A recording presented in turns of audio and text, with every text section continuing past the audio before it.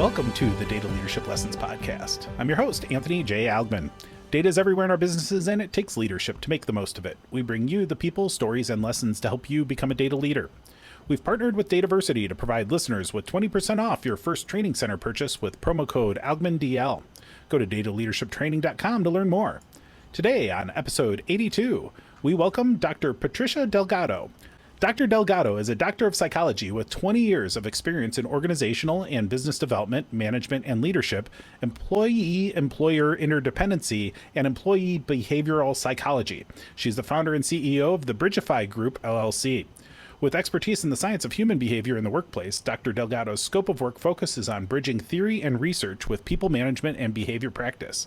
As an analyst and advisor to other professional consultants, organizational leaders, and project managers, she provides expert support and knowledge from an IO psychology perspective through research and overall strategy design, development, and implementation of projects. Her passion lies in inspiring leaders and individuals to exceed their expectations through the translation of research into practice. Dr. Delgado, welcome to the show. Thank you so much for having me. I appreciate it. I'm happy to be here. So we're happy to have you. And please, let's just get started like we do with all of our first-time guests. Take a few minutes and give us kind of that story overview of your career and how your earlier experiences kind of contributed and led up to what you're doing now. Yeah, so for sure. So I am originally from El Paso, Texas, which is a predominantly Hispanic community, and grew up there my whole life, went to college, got into the IO field pretty early. IO is a pretty early type field that is really gaining traction right now. So IO stands for Industrial Organizational Psychology, and really we are not clinical psychologists. We are psychologists of the workplace. So we study workplace behavior, leadership, team dynamics. The lens that IOs can work through is very big and broad and just allows us to do a lot of different things within the workplace, but we're really about making the workplace a better place for ultimately leaders and employees. So as I dug into my career as an IO, I kind of spent a little bit of time in training and development. I did a little bit of organizational development, but it wasn't until my doctoral practice and my doctoral journey that I fell in love with research. And not just any research like Googling something, right? Or going through Harvard Business Review, but it was really going deep into those scholarly articles, scholarly journals, and finding all these amazing nuggets of information, studies, case studies, frameworks, models, assessments, information that I noticed organizations aren't using. And so with that passion of research, and then also my background being Hispanic, I do a lot of research on the Hispanic community as well. I kind of brought it together, and that's really my two passions that I do today. The Bridgify Group is the group and my consulting firm that bridges research and practice. And then I also have another segment and component of my organization that does a lot of research around the Hispanic community and really how we can advance the Hispanic community, and also how can we teach today's leaders how to recruit and retain this large number of working population. By 2025, the Hispanic population is going to make up around 60% of the working population. So we're a large number of working individuals currently, millennials and younger, that are in the workplace. And so if leaders aren't quite sure how the Hispanic community functions and the cultural values of the community, it might be a little bit tough to recruit and retain them. So those are my two passions that I do, and it's been great. It really has been. I'm blessed. That's awesome. You get me thinking, because I feel like in my world as a data leadership person and in the kind of organizational change work that I do and all of that, I feel like I'm an armchair, you name the thing. And I certainly in this case feel like I'm an armchair organizational psychologist. I have no training, but I feel like I think about this kind of thing constantly, right? It's something that is ever present as a manager or leader in any kind of organization, especially when you're trying to create some sort of change. If you try to do that in isolation without understanding the people that are going to be impacted by that change, then you are going to have some challenges. And that, I feel, is something that, I'm really interested in learning more about what you've learned and what your work is all about, because I think that that's got to be relevant to literally everyone who's listening to this show, because we all do some of this day in and day out. So where do we start with this? Where do you think we should begin in starting to peel this back a little bit? Yeah, so in my work, I kind of say I like to look at everything from a very macro level to micro. So, but then I also do it again. Like I look at things from a broader view as an IO psychologist. Like I said, there's many lenses that we look at the organizational functions at. So I'm able to look at the organizational culture, their values, their processes, their data, their leadership structure, and then kind of start going, dwindling down to the specific focus of what is that concern or challenge for the organization. And then again, with my IO skills and my research skills, I'm able to tackle and get focus and clarity of how can we solve these current problems in the workplace, right?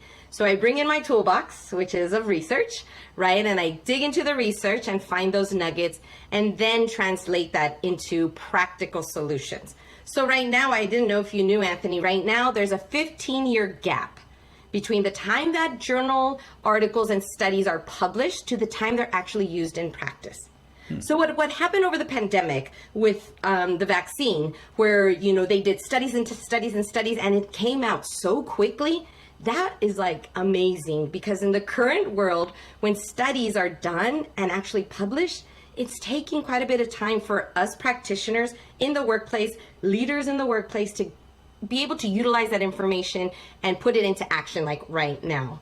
So there's a big gap, but my job as an IO psychologist and in my firm is to close and to bridge that gap, which is why my company is called the Bridgify Group, because we bridge the research and the practice.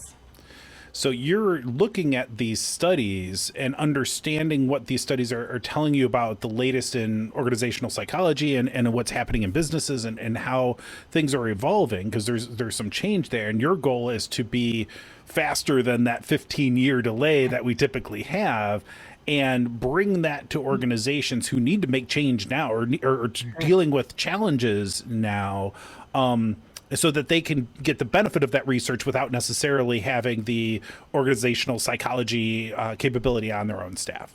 Correct. Excellent. Yeah, correct. And so, for example, right now, the big research that's going on is the flexible workplace, right? This hybrid workplace. Every leader's trying to figure out, what does that look like in my organization, right? There is a number of studies and information that is coming out right now, 2021, 2022, information being published with best practices, models, assessments on how organizations can be more effective in their hybrid workplace processes. So one of the main best practices, and I always like to share this whenever I speak to leaders about the hybrid workplace, is the one best practice for leaders or team managers to do in their hybrid workplace team is to create team norms. Having a set of team norms really solidifies the engagement, creates clarity, and everybody knows what's going on. So let's say that an email comes in at 9:00 at night, right? The employees are always kind of like, okay, do I answer it now? Do I wait for later? But if I don't answer it now, they're not gonna think I'm engaged. And so with these norms, the team is very much involved and understands the expectations that they have. So a hybrid team should have very clear team norms around their hybrid workplace. When it comes to those norms, because I think your example around like evening emails and the responsiveness and that stuff, I think those have all been blurred by the pandemic and remote work and that stuff. And now many of us are coming back to offices and trying to navigate either hybrid structures or return to office. It's just total chaos right now. Yes. And we're still not done with the pandemic, but we feel like we're focused now on how do we get back to what the new normal becomes. How much of those norms need to be clearly delineated and specified, and like, should each team have their own, and should they publish them, or should the managers lead by example and then tell their team, like, here's what I'm going to do and I expect you all to do the same? Or like, are there good rules that are broadly applicable of how that should be, or is it really a kind of a case by case basis? And how do you understand what to do in that circumstance?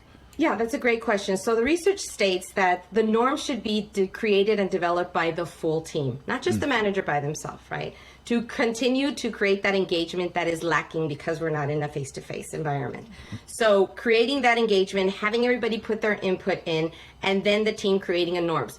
Could the organization as a whole have their own organizational norms when it comes to flex workplace ability? Yes. But when you come down to each individual department, each individual team, it's going to be a little bit different, just because each team is different, right? And each of their needs and their processes and so forth are different. So yes, should organizations have some general norms? Yes. Should it be drilled down to teams? I highly recommend it. So does the research, and it should be done in a collective manner. So it reminds me kind of those self-norming teams within Agile, right? Like in Agile, we create these self-norming teams. So like the specific processes become unique to the teams, but Agile has certain good practices that we all agree and follow and have some consistency across all of the different teams, so that there is that consistency and reliability across what we're doing. And so there's some semblance of similarity there. And so that makes a lot of sense to me. I'm really curious your thoughts. I'm just going to dive right into the biggest question in my mind is around, this competing forces that we're seeing coming.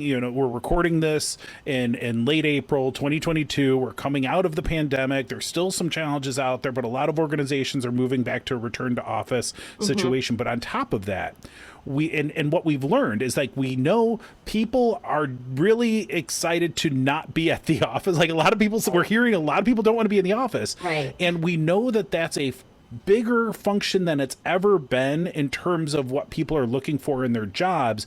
And that is on top of I have never in my 20 plus years in my career seen a job market this tight and this difficult to attract talent. So on one hand, we have this force around talent acquisition that is really interested in remote and hybrid working environments. And then on the other end, we have organizational culture, trying to get back to the way things were, interest from organizations to get people back into these offices that they've spent a lot of money on, that they, and maybe wisely, know that there's value in having people be at. But these seem to be in opposition to each other. Do you have advice on what we should be thinking about as organizations and as leaders in those organizations to how do we manage those kind of conflicting sides of things? Because either way, if we're not successful at both, we're going to have problems in our business.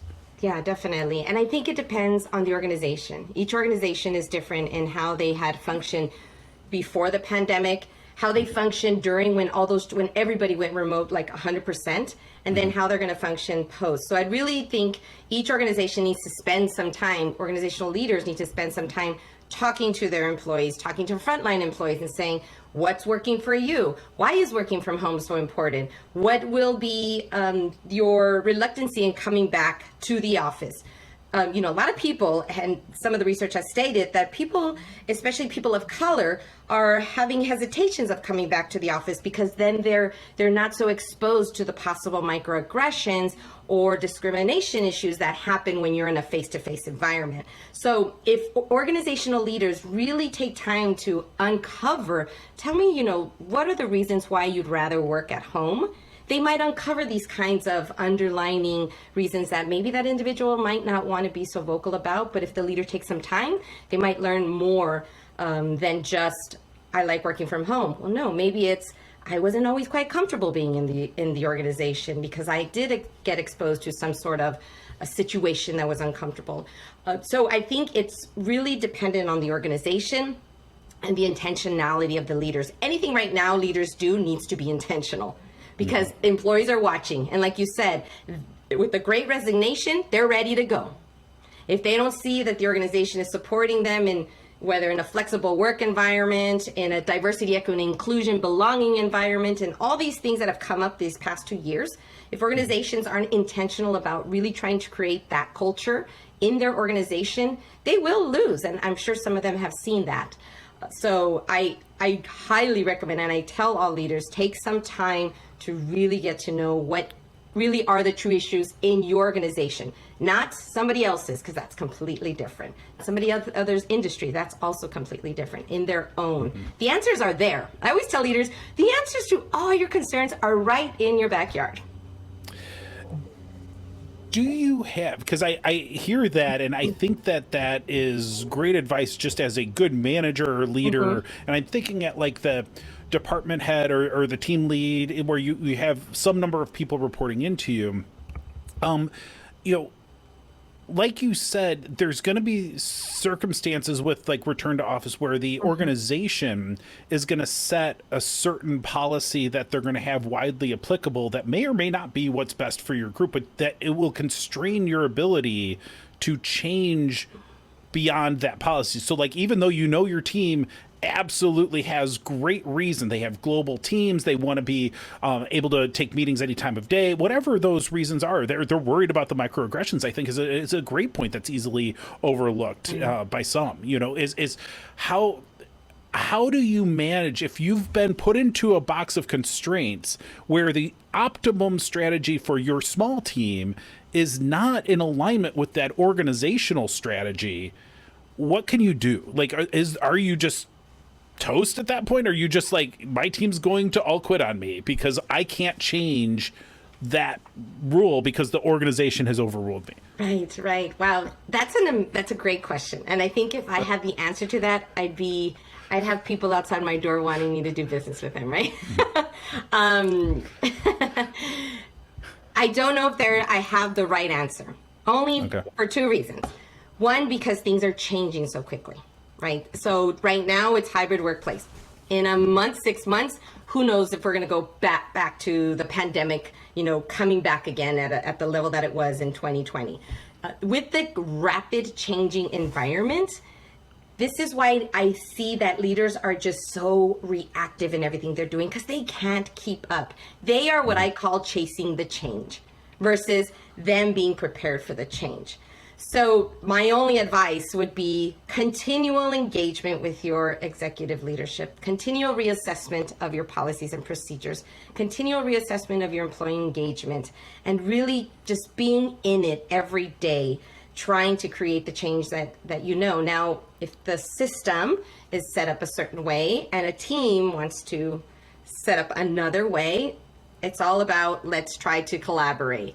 But at times, that's not always the answer. And so I think people nowadays understand that, and they end up making a decision whether to stay or whether to go. Yeah, Sorry, I was that's such a downer answer, right?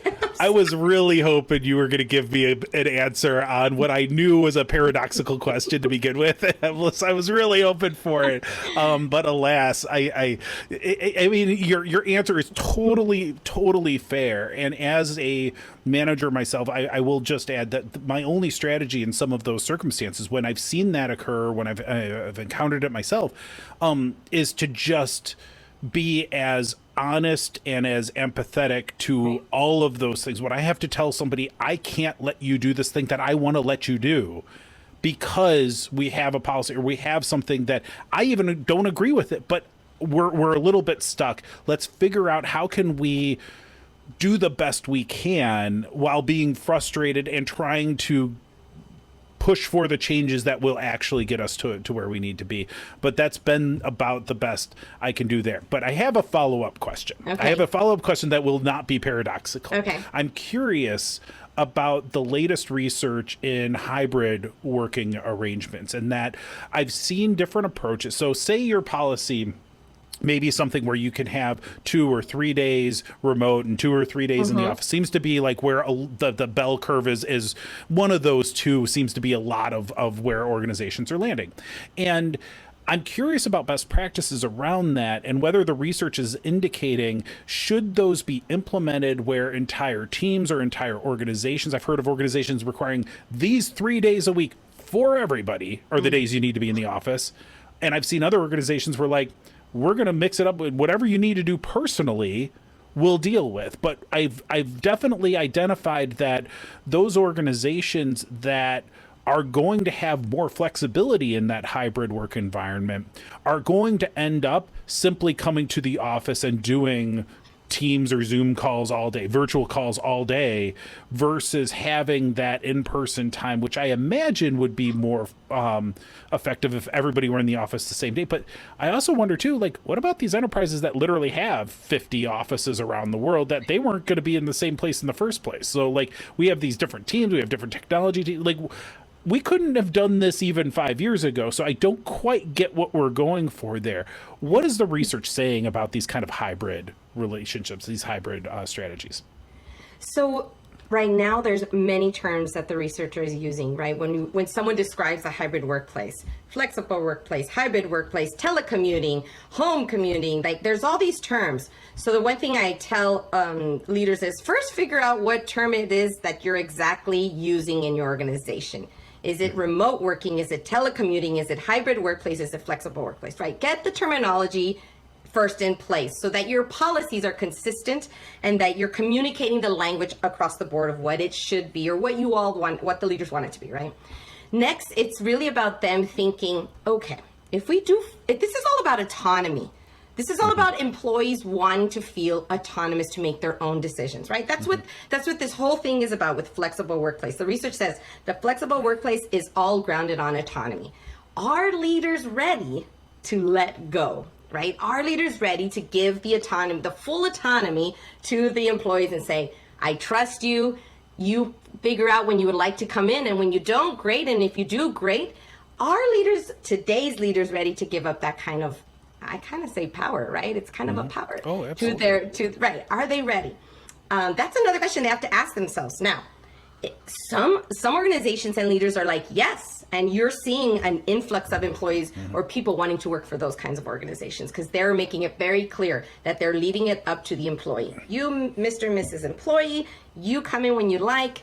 We know what you're doing. We have other processes to check your productivity, which is also another possibility. The research says that when you give the autonomy, there are other ways to confirm the productivity of the employee.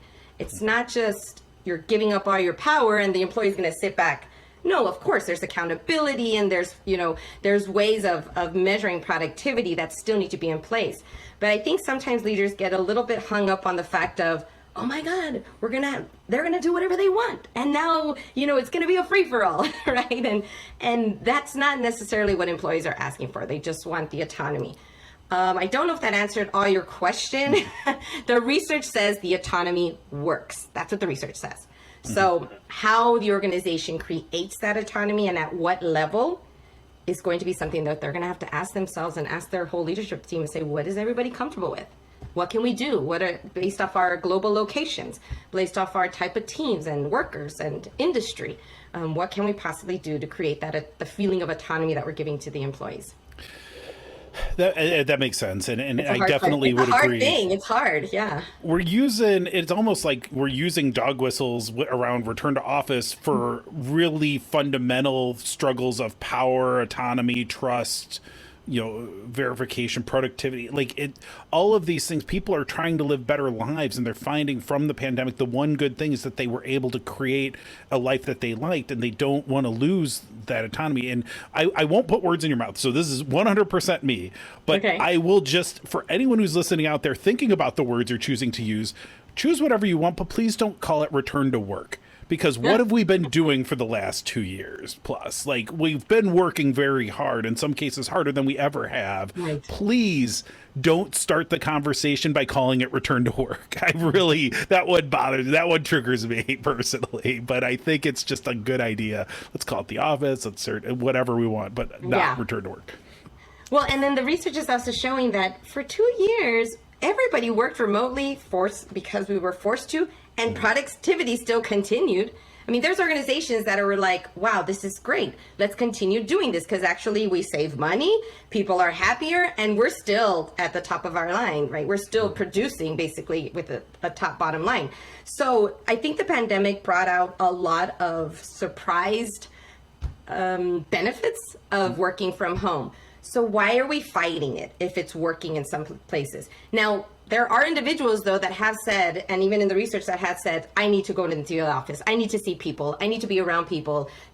Being at home is just not ideal for me because I have so many distractions, whatever it is that's going on with those particular situations. So again, giving the individuals the autonomy to choose whether they want to be in the office or not, I think is probably the best bet. And leaders shouldn't be afraid to let the power go a little bit to the employees. They'll be probably pleasantly surprised.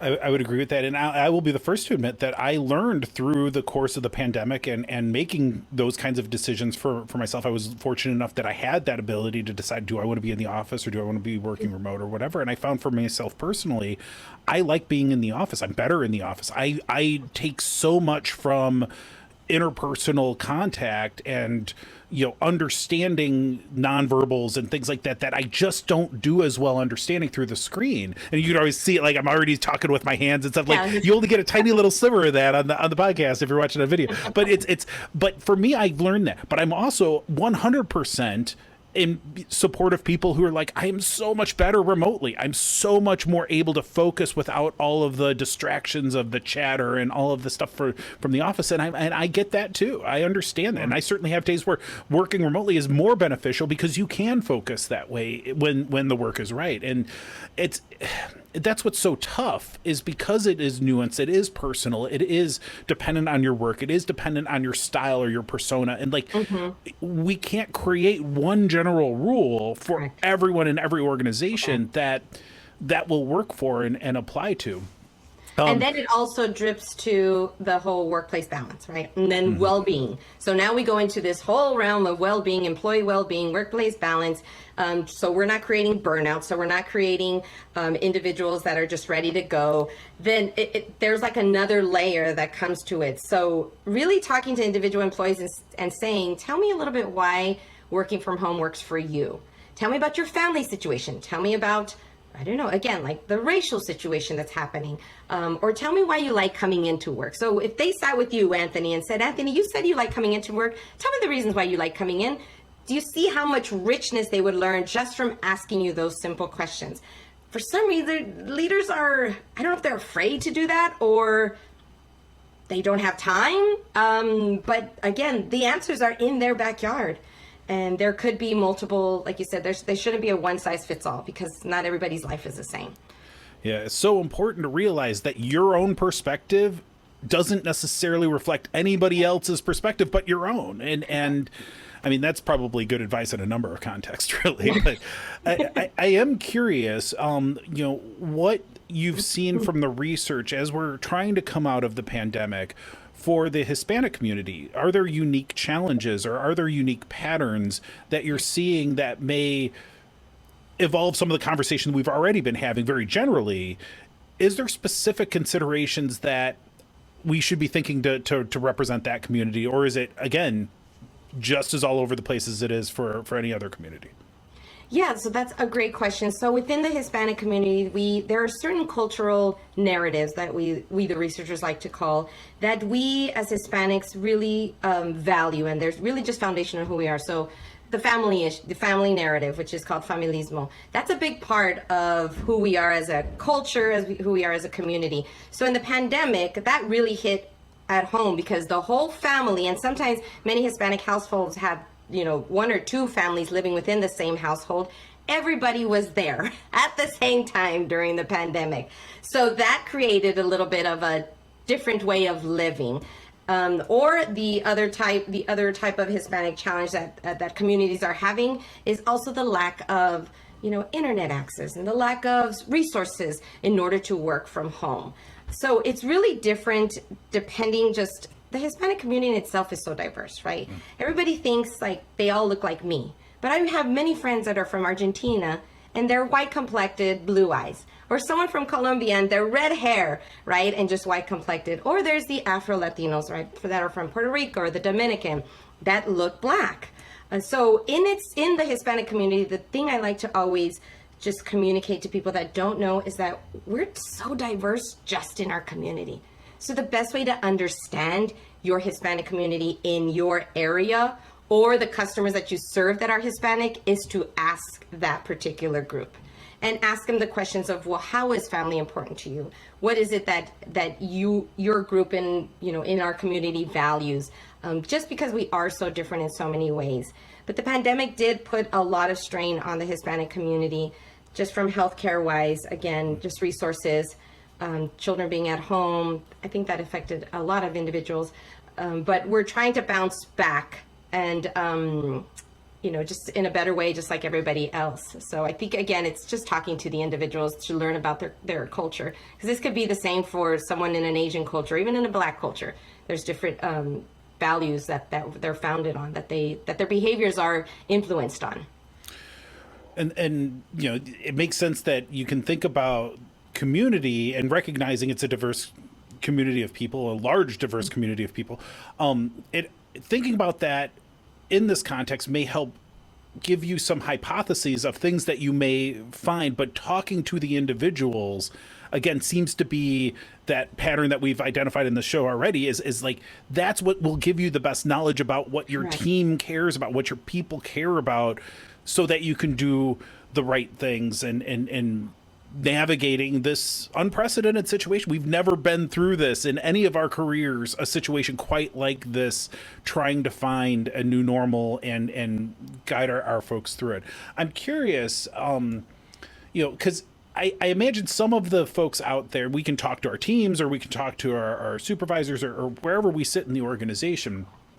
But I'm curious what you've seen in terms of when there's a problem, and this doesn't even need to be pandemic related, but just knowing we're in this kind of super fickle market where if we do something wrong, we may not even know we're doing it wrong until we have 10 people quit on us, or like all of a sudden we messed up and we can't go back.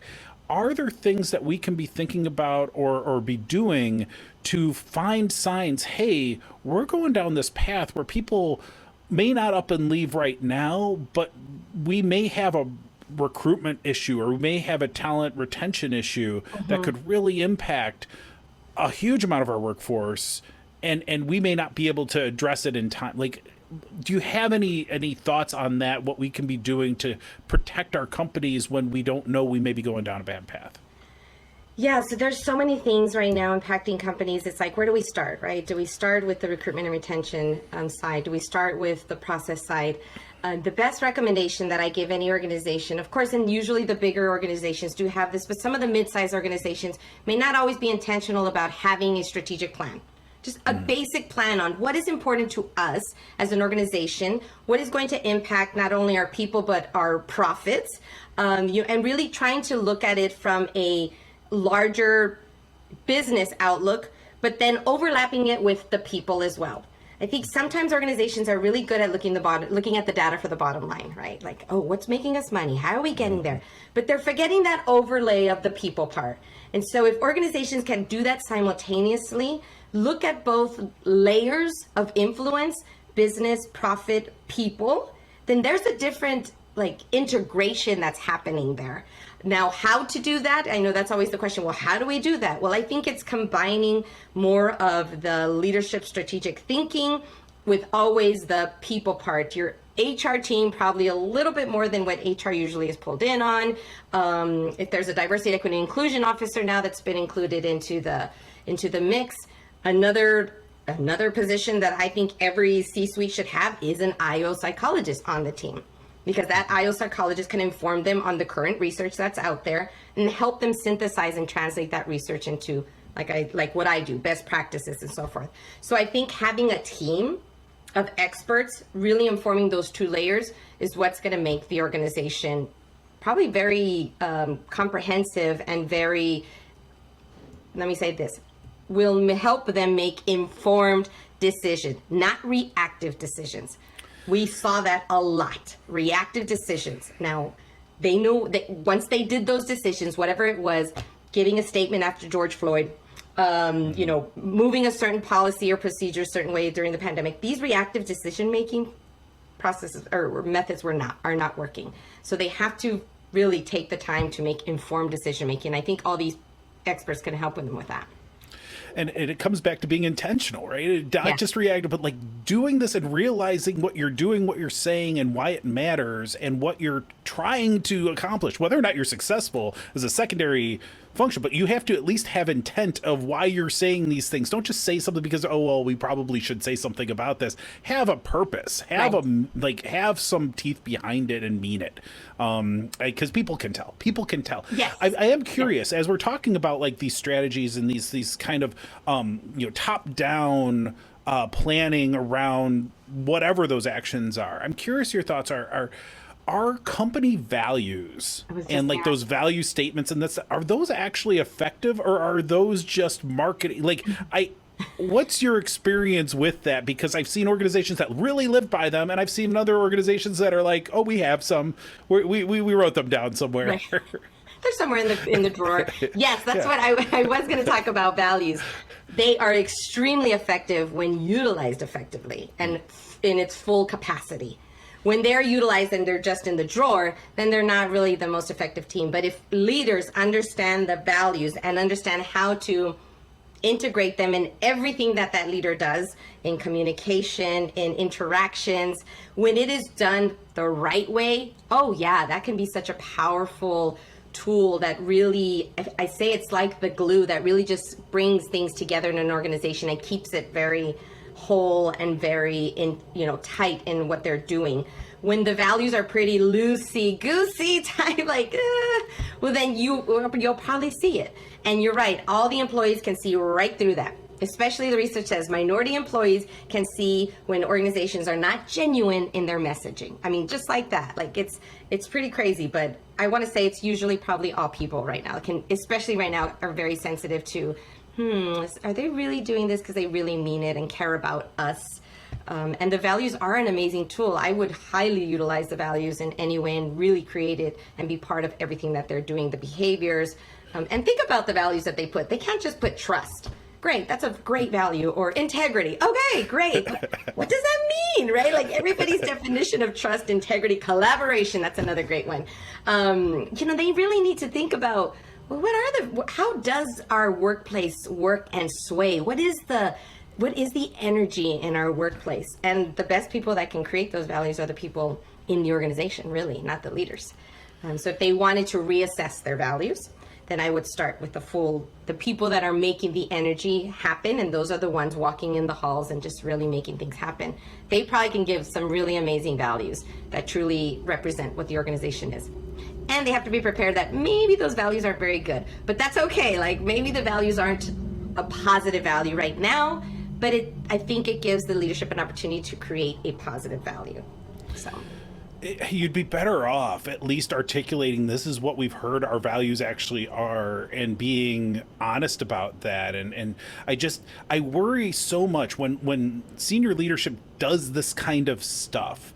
They almost like pander to communities or their employees, and they're not sincere, and people can tell. It's way worse when you do these things and everybody's like, what are they talking about? This isn't us. This isn't it's just like, we get you tried to do the right thing, but you didn't do it the right way, and everybody knows. And so that's it's just like, if you're really gonna try to do this right, do it right, whatever that takes, and be aware that to do it right, you may have to uncover some uncomfortable truths. Correct. On your journey to getting it right. And that's okay. I am curious. Wait, other thing, I'm sorry to I want to add, one other thing that the pandemic has done to all of us is it's created a level of hypersensitivity. So the pandemic is an environmental trauma. If we talk about trauma, I'm not going to go super deep into trauma, but if we talk about, there's different levels of trauma, but the pandemic is an environmental trauma, which now we can all say we have been through a traumatic event. Yes, right? Everybody, if you were to ask, Anthony, how was the pandemic to you from a 1 to 10? Everybody's going to have a different level or scale, depending if they lost somebody, how it impacted their families and so forth. So leaders need to understand that we are now at a different sensitivity level when it comes to everything that we're integrating ourselves in. So this in like not being genuine and not being intentional, we as humans can now sense it even quicker than what we did before the pandemic, just because of everything that we've all gone through together. Pandemic, what happened, the murder of George Floyd, all of that has impacted all of us in very unique ways. So leaders need to always know that it's different now. It's different. So their intentionality needs to be very different. Oh, such a great point. And that's like, I'm thinking of it where we've all been through, our organizations have also been through a trauma. They've also evolved and dealt with some struggle. Yes. What is interesting about what you just said, though, is that the individuals that have dealt with this trauma came away with it with a new superpower. We all have this heightened awareness of all of these things that we didn't think about as much before under most circumstances. And our organizations have managed to cope, but haven't necessarily developed the organizational skills in alignment with those superpowers that our individuals have. Really interesting. Yes, that is so spot on right there. Exactly what you said. We are we are just at a different level now. We now want to have a bigger voice as employees. I say we, I'm not even an employee. I own my own business. But as an employee, there's a bigger voice. There is a more heightened awareness. You're exactly right. It's like we're here and organizations are trying, but it's really simple. Just be a human and, meet us right in the middle, meet us there. I think employees are willing to give their leaders that chance of, okay, right, we've all been through this. How do we do this together? Yeah.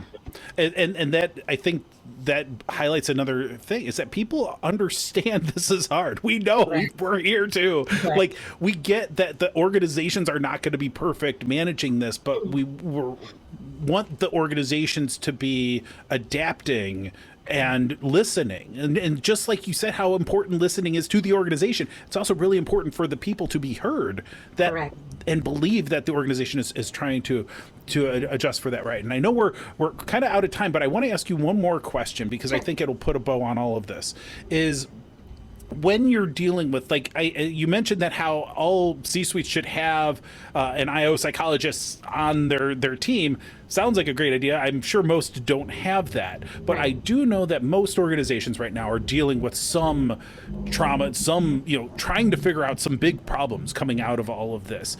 When do you know, as a leadership team or as a leader or manager, whatever level in an organization you're trying to solve these problems, when do you know you need help? And this problem is bigger than you can try to solve on your own. You need that outside perspective. Is it something we all need, or is it something where there are some signs where if I see this, I should probably get some better advice than just trying to wing it myself?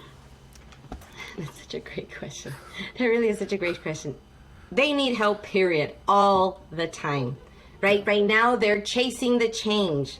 They need to get in front of the change. And by doing that is saying, actually, nothing we're doing is probably at its best. But the things that are at the best, let's acknowledge that, but let's also still even see how could it be better.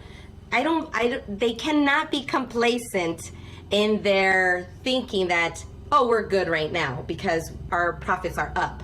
Well, no, it's all about being proactive and getting in front of the next pandemic situation. I mean, this is just another wake-up call to organizations that they will always need help, and that's okay. Like an individual, we all need help at times, and that's okay. So let's find the help, find the people, find the team that's going to help, and continue engaging in those different, I guess it's growing pains, and kind of put your ego at the door and make it happen for the people that work for you. That's my biggest advice. So IO psychologists are the best. I'm going to toot the IO psychology horn right now for the last seconds because they are really the best type of person to have on your team because we are trained to look at the organization from very different levels, and we are trained to use research as part of our solution. It's not our opinion. It's not because we want to satisfy the leadership. No, we are very trained to say, look, this is what the research says,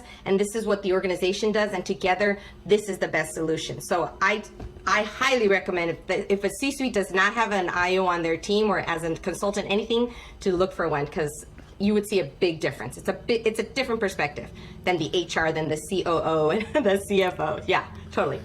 That's amazing advice.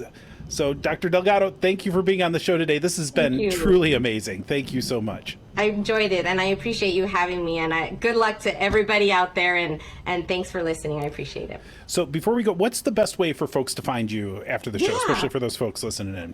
Definitely. So I'm on LinkedIn as Dr. Patricia Delgado Pena. Also, the Bridgify Group is on LinkedIn. We're on Instagram as well as Facebook, and you can visit our website, www.bridgifygroup.com. Outstanding. And we will include all that information in our show notes. So check that out. Go visit and certainly reach out. Thank you again for joining us today. And thank you all of you out there for listening or watching on YouTube. Go to dataleadershiplessons.com to subscribe and check out past episodes and accelerate your journey with training at dataleadershiptraining.com. Stay safe during these unusual times and go make an impact.